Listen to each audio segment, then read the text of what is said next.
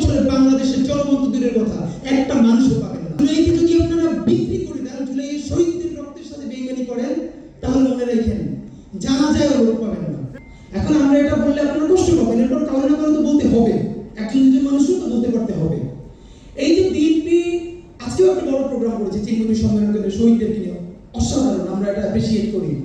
কিন্তু বিএনপি 10 লাখ 20 লাখ মানুষের সমাগম ঘটাচ্ছে নয়াপল্টনে, এবং সেদিনকে টকশোতে গতকাল কি এক ভাই বললেন আওয়ামী লীগ নিষিদ্ধের ব্যাপারে তারা রাস্তায় নামেন নাই, জনদুর্ভোগ হতে পারে।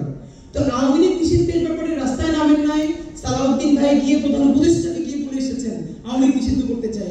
তাহলে এই যে বিএনপির আরো দফা দাবি আছে, এগুলো তো গিয়ে প্রধান উপদেষ্টাকে গিয়ে সালাউদ্দিন ভাই বলে আসলেই পারেন।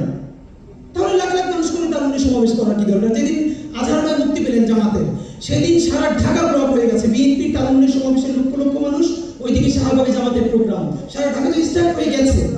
তো এখন আমাদের যে রাজনৈতিক প্রশ্নটা করতে পারতে হবে, সকল রাজনৈতিক দল ইন্টারিমের দিকে ঠেলে দিচ্ছে যে সরকার কেন পারছে না, সরকার কেন পারছে না।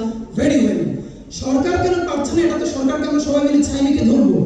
আপনাদের সব থেকে বড় প্রোগ্রামটা আপনারা বলেন তো, কোন রাজনৈতিক দল জুলাই ঘোষণাপত্রের জন্য দিয়েছেন?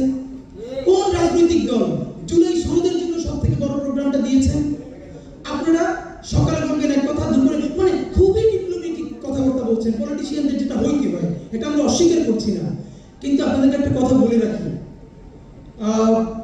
1857 সালে সিপাহী বিপ্লবে আমাদের জিতে যাওয়া অভ্যুত্থান যখন পরাজিত হলো, এই চূড়ান্ত পরিণতি জগন্নাথ বিশ্ববিদ্যালয়ের সামনে আমাদের এখনো বাহাদুর শাহ পার্ক।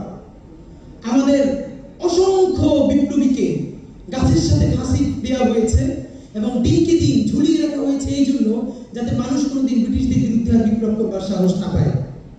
রাজনৈতিক দলের নেতৃবৃন্দ, আপনারা যদি কোনো একটা এম্বাসির সাথে বসে একটা সমঝোতায় আসেন যে ঠিক আছে এরকম এখন নির্বাচনের মধ্যে যাওয়া যায়, মনে রাখেন এই দিন না, বিপদ আবার হবে।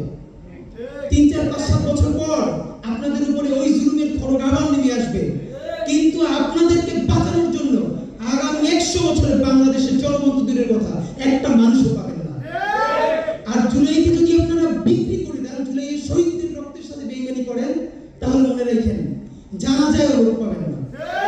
আপাত দৃষ্টিতে মনে হয়েছিল আমাদের সিরাজউদ্দৌলা হেরে গেছেন আর মীর জাফর ক্ষমতায়িত হয়েছেন। 200 বছর পর ইতিহাস বলছে, 250 বছর পর সিরাজউদ্দৌলার নাম মানুষ শ্রদ্ধা করে স্মরণ করে, সন্তানের নাম এখনো সিরাজউদ্দৌলা রাখে। আর মীর জাফর ক্ষমতায়িত হয়েছিলেন, কিন্তু তার কবর কোথায় সেটা জানতে পারলে মানুষ থুতু ছিটাতে চায়। এখন পর্যন্ত গত 100-200 বছরে কার সন্তানের নাম মীর জাফর রাখে নাই। সুতরাং আপনি রাজনৈতিক দলগুলো সিদ্ধান্ত নেন আপনি কার পক্ষে যাবেন।